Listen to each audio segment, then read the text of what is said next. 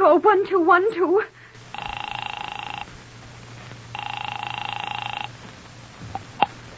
This is Scotland Yard.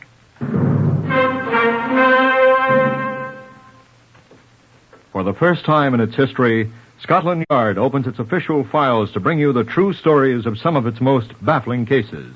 These are the true stories. The plain, unvarnished facts just as they occurred, reenacted for you by an all-British cast. Only the names have, for obvious reasons, been changed. The broadcasts are presented with the full cooperation of Scotland Yard. Research for Whitehall 1212 is prepared by Percy Hoskins, chief crime reporter of the London Daily Express. The stories for radio are written and directed by Willis Cooper.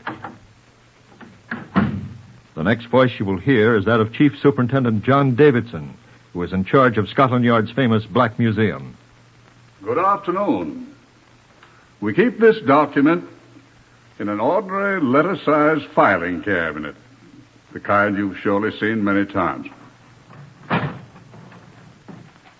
Oh, yes, here it is. It is typed on the official stationery of a London evening... never mind, it's the stationery of a London newspaper. It's titled Confession in big black letters. And it is a confession, the signed and attested confession of a murderer. No, it didn't hang him. Mr. Justice Anderson, who tried the case, castigated the man in the newspaper severely when he halted the trial. But that's not all the story.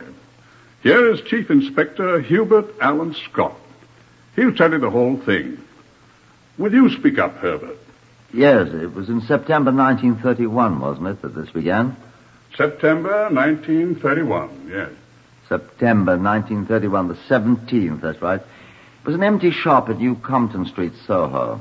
I suppose you'd call them wine merchants, the people who had occupied the place. They'd moved out in a hurry, and the place was littered with the things that had been peculiar to their business. Empty wine bottles, broken casks, a few crates that had once contained rather inferior clarets. Although the place had stood vacant for some 2 months, it was still appallingly filthy and showed signs of someone having lived in the place during that time.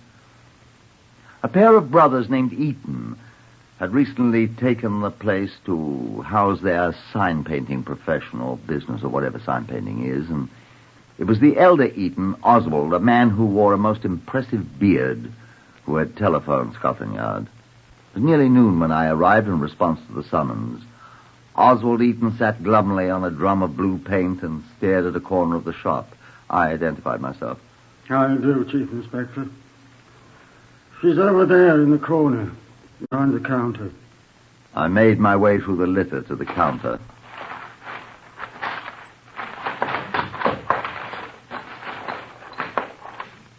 To the little counter in the corner of the room where the cash register had stood. And there she was. She's dead. A youngish woman with black hair, wearing a green woolen suit, crumpled up under the little wooden counter as if she'd fallen asleep there. Lying quite peacefully on the floor, one arm cuddling what had been a Jeroboam of... I glanced at the label, very inferior champagne. Her face... I don't like to think about her face. The woolen belt of her dress was knotted tightly about her throat. Not at all an edifying sight. Who is she, I asked Eaton. Never saw her before. How'd you get in here?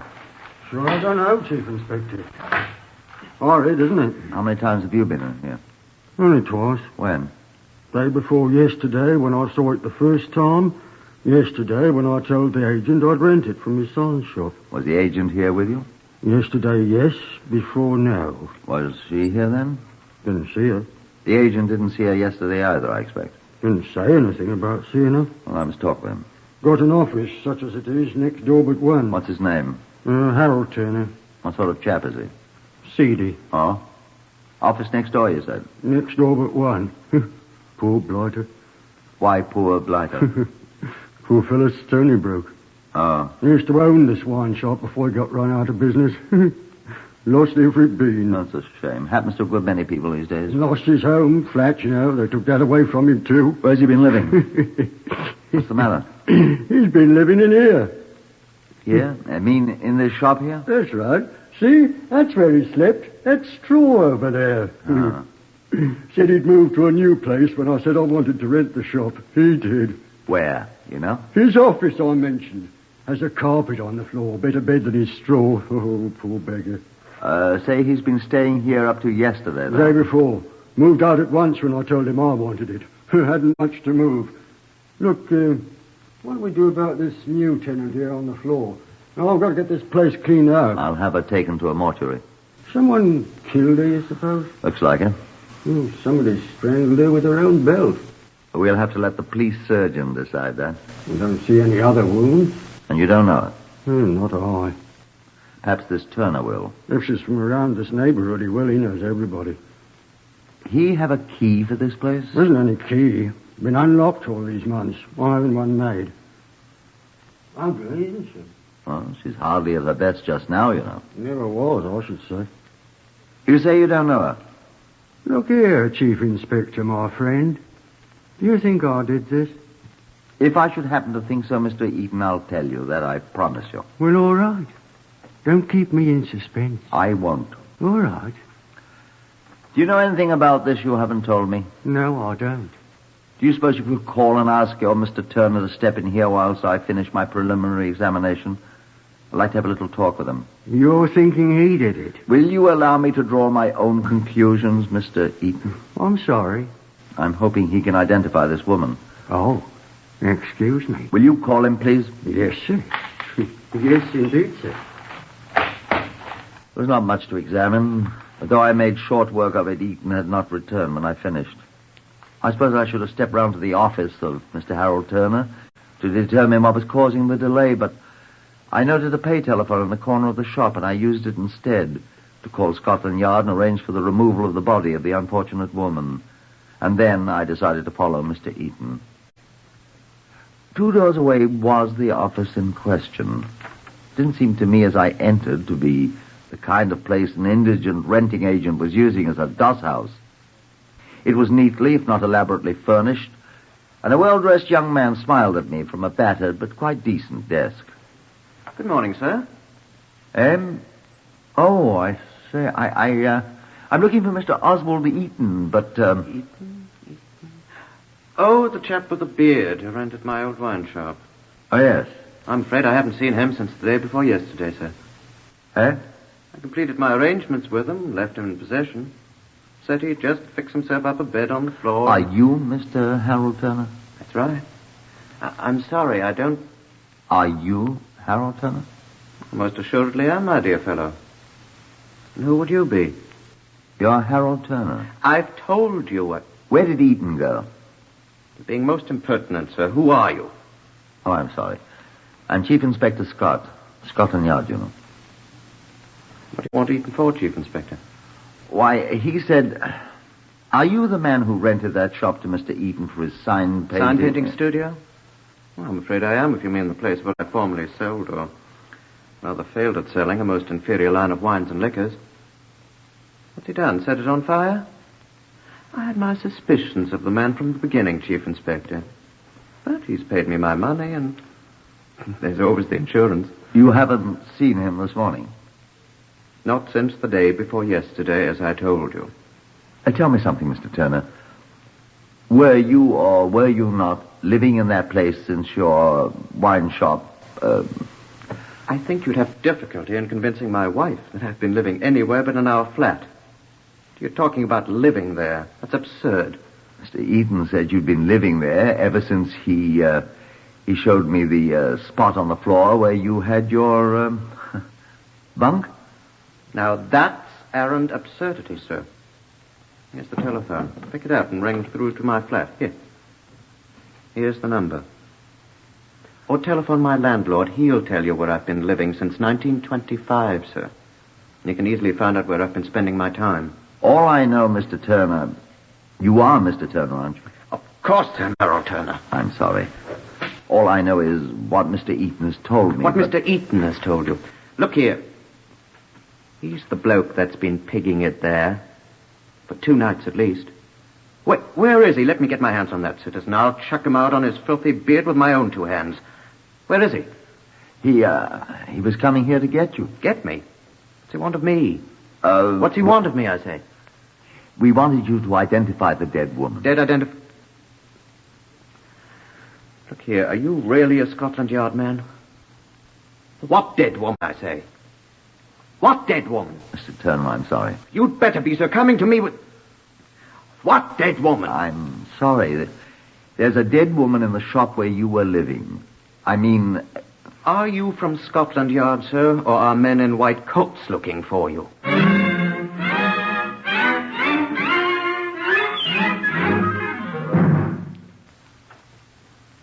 If a man in a white coat had suddenly appeared at that moment, I'm certain that I would have slunk up to him and begged refuge in his butterfly net, pending my removal to the nearest loony bin. Instead, clutching Mr. Harold Turner securely by the arm, I proceeded back to the former wine shop. Nothing had changed. Where's this dead woman? Here she is. Hmm. Do you know her? It's Marlena. Not Dietrich. Marlena Corcoran. You admit you know her? Of course, everybody in Soho knows Marlena. You know what I mean. She's dead, isn't she? Well, there's not much doubt of that, Mr. Turner. Who killed her, do you suppose? I don't know. I didn't. Eaton? We don't know, sir. No, not Eaton. Frankly, I'm beginning to wonder, sir. But we shall see. Tell me about her, please. Well, Marlena's been a character about Soho for a good many years. Since the war, at least. Everyone knows her. She wasn't very smart. But, poor girl. She must have got in here hoping to find a bottle of wine or something. She apparently did. That bottle she's clutching never had anything in it. It's an advertising thing. Not very good champagne, either. And she was killed. Maybe they're fingerprints. On the bottle, I mean. We shall see. My murder squad will be here any moment. They'll be checking on everything, fingerprints and everything. Poor old Marlena. Wonder where the sign painting maestro is. Ah, here come my people now. Who's there? My reinforcements, the murder squad. What did you say? I said I wondered where Eaton went when he said he was going to look for me. Oh, we'll find him. Never fear about that.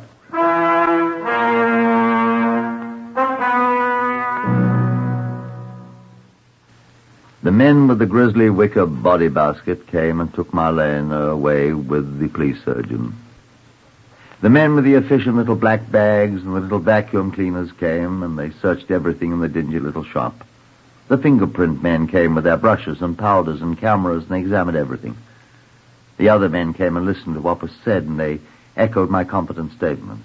Oh, we'll find him, never fear. There were no fingerprints, was nothing at all. The police surgeon agreed she had been strangled with her own belt.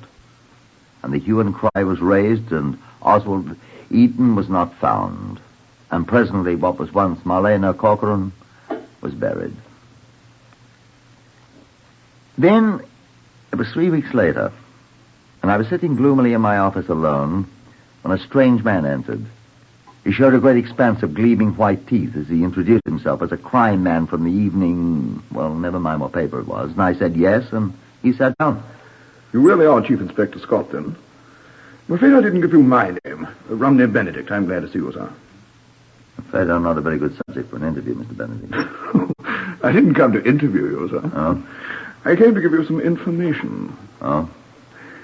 I'm given to understand that you are troubled, if I may use the term, by two things, Chief Inspector. If there were only two, I should be extremely happy. The murder of a woman in Soho. Marlena Corcoran. Was that her name? Yes. And the whereabouts of one Oswald Eaton. I am reasonably certain that finding Mr. Eaton would be of value in solving the murder. We've been searching for him. I can find him for you. I trust this is not a joke, Mr. Benedict? It is not, sir. I can produce Mr. Eaton on comparatively short notice. Where is he? In our office. How long has he been there? For some time. I must warn you, Mr. Benedict, that if you're attempting to interfere with the Oh, my dear sir, let me assure you we have no thought of interfering. We're trying to assist justice, on the contrary, as we shall demonstrate to you. You have been holding the man by your own admission, so that we have been unable to find him. I think you'll find it rather embarrassing and, I'm sure, useless to attempt to prosecute us, sir. Explain that. I should be happy to, sir. Well,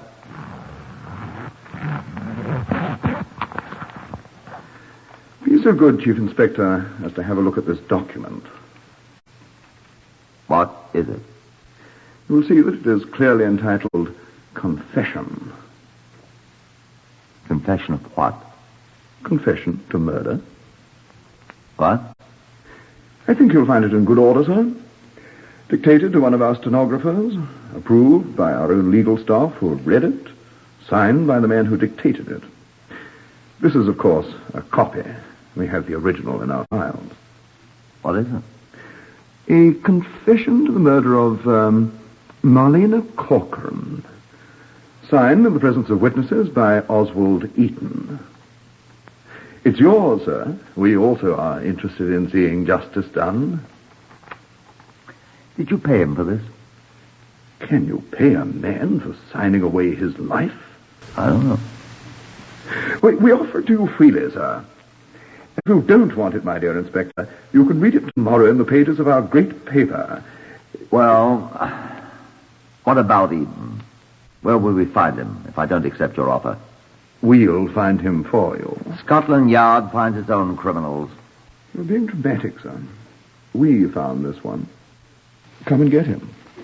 And if you're not disposed to accept this document and prefer to read it tomorrow with our thousands of other readers throughout the British Isles and abroad, we shall be charitable when public opinion asserts itself. We shall lead you to him again, and you can use your own excellent judgment. Give it here. You're so gracious, Chief Inspector. Excuse me, sir.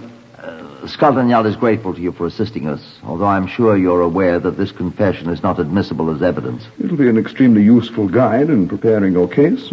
I'm not finished, sir. I was going to say, however much we deploy your methods, and I may say your morals.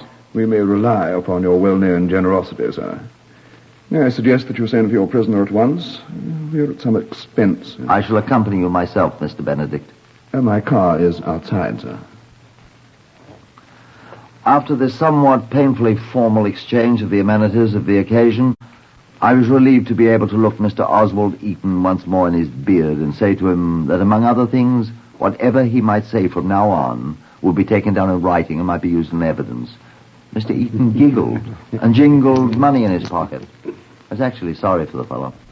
It was his own blood money he was jingling. A magistrate remanded him at once on the strength of his confession and the things I could add to jail, Bow Street.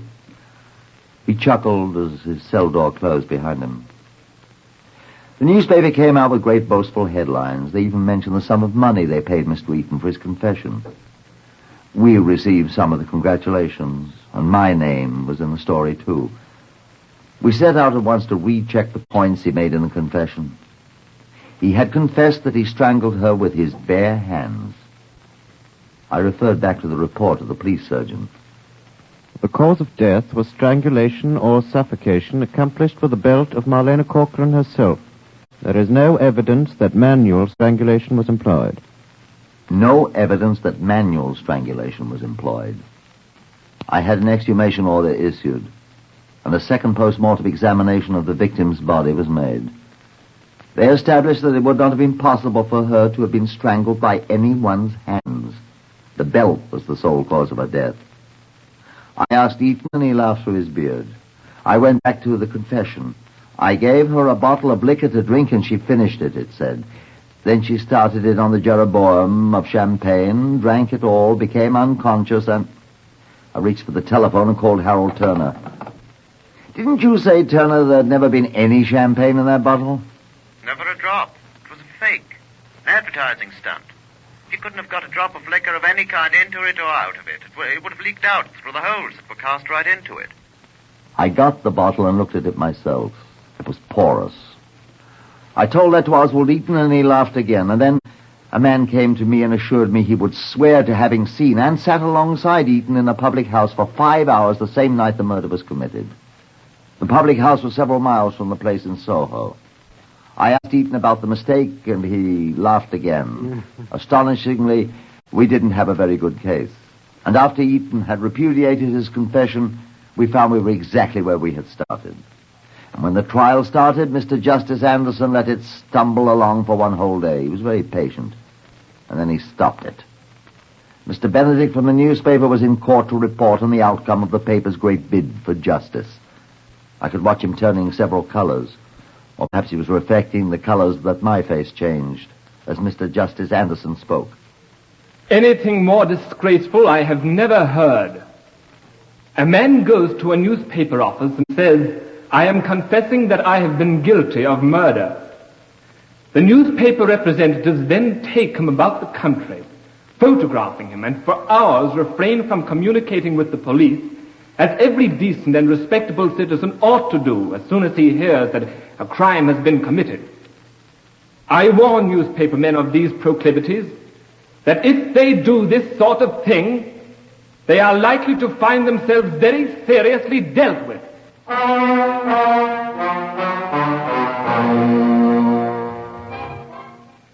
Those are the exact words used by the justice himself at the time.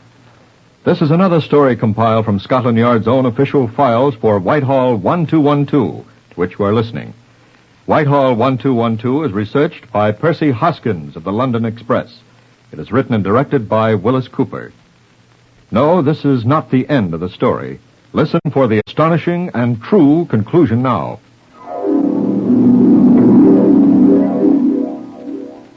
You will be interested in what happened to Oswald Eaton, the erstwhile sign painter, and the others. Eaton enjoyed the £500 he was paid for his confession for a year or so. He then quietly disappeared, and a short time later turned up as an aircraftsman in the Royal Air Force. He afterwards deserted. More about that later. Mr. Benedict lost his position with the newspaper and became a betting commissioner. That is to say, a bookie, and not a very prosperous one. The mystery of who murdered Marlena McCaughrean was, so far as I've been able to discover, never solved. I was discussing the case with Harold Turner one autumn day in 1936, 5 years later. I had a curious bit of news today, Hubert. Yes, what was that? Remember our old friend, the sign painter with the beard? Oswald Eaton? I shall never forget that one. Neither shall I. You all but had you arresting me for the murder of poor Marlena Corcoran. I wonder who did kill her. What about Oswald Eaton? Eaton. Oh, yes, Eaton. He was in the RAF, you know. Still is. No. Huh? He was out in West Africa somewhere. I know. He's posted as a deserter. Good. Perhaps the cannibals will eat him. Shouldn't think he'd taste very good with that beard. Not the fact he did desert. What do they do to deserters? Time of war, they shoot. Too bad he didn't wait for a war to desert. He'll come to a bad end. I hope so.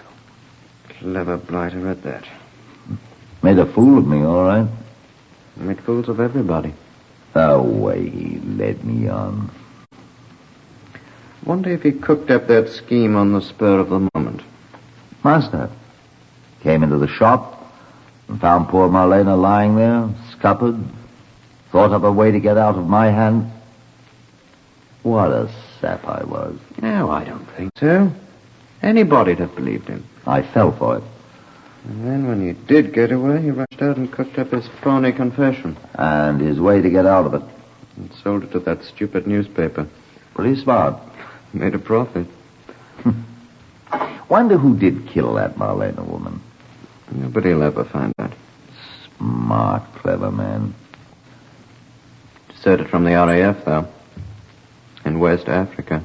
That's not smart. Hope the cannibals eat him. You said that.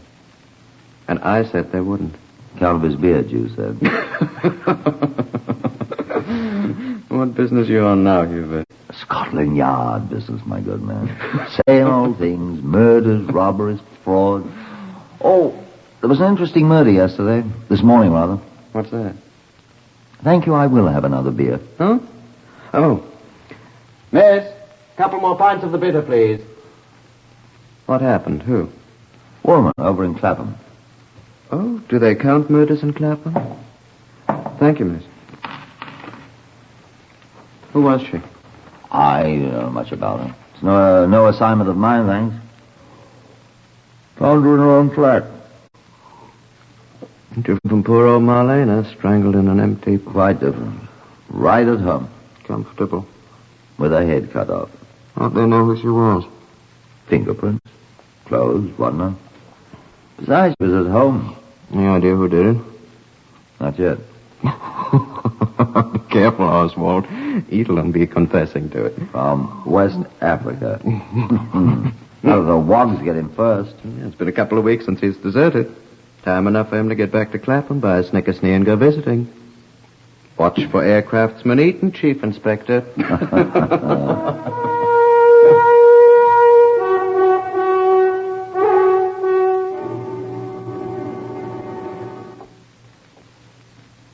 I said that wasn't all. Exactly 4 days later, I had a telephone call from my friend, Inspector Arthur Austin, who was handling the case of the headless lady in Clapham. It's Arthur Austin, Hubert. Look, Hubert, weren't you involved in that case where the fellow confessed a few years ago? The murder thing, you mean? Weren't you? I most painfully was. We've got something like that going. Oh, have you? That Clapham murder, you know. Got a confession from a chap. Chap with a beard, by any chance, named Oswald Eaton? A beard named Oswald Eaton? Oh, fool. No, this one's got no beard, old boy. Must he have a beard? Mine did. Well, this one hasn't. Pay no attention to him. Mine's a deserter from the RAF, and the cannibals have eaten him. Beard and all? Oh, dear. Goodbye. But the cannibals hadn't eaten him. Oswald Eaton, now aircraftsman John O'Brien, had escaped them and come back to England, to Clapham, where he'd had the misfortune to fall in with an old friend, and over a few too many drinks of something or other, had unfortunately murdered her. And when the lady was dead, he remembered he had once made a tidy sum of money by making up a confession and then repudiating it. Of course, there wasn't any money in this one, but what'll work once will work again, he thought. He forgot something, though. He forgot he had once been married to this particular lady friend. And when Scotland Yard began to ask questions, it was thought very strange that aircraftsman John O'Brien was the confession writer. And there wasn't any aircraftsman O'Brien, but there had been an aircraftsman Oswald Eaton who answered to much the same description. And he was a deserter, and the RAF wanted him. And when they found that the lady without a head had once been married to an Oswald Eaton, and the confession was quite useful. And Mr. Justice Anderson cheerfully put the square of black cloth on his head and sentenced Oswald Eaton to hang by the neck until he was dead. Which he did.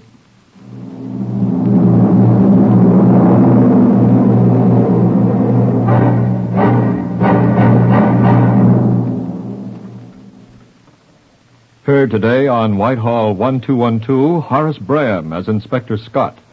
Others in the order of their appearance, Harvey Hayes, Carl Howard, Lester Fletcher, Morris Delamore, and Gerard Burt.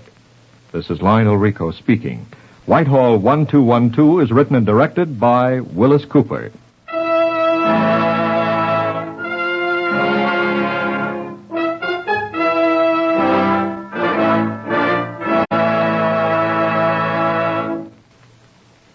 This is NBC, the national broadcasting company.